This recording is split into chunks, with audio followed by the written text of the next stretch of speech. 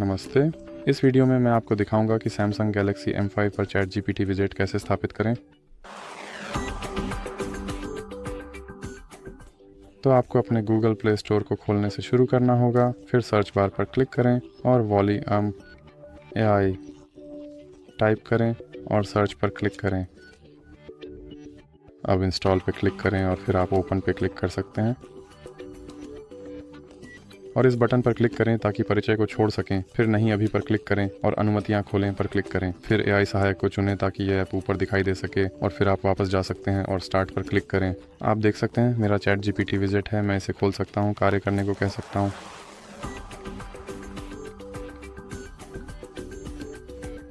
और आप देख सकते हैं उसने जवाब दिया।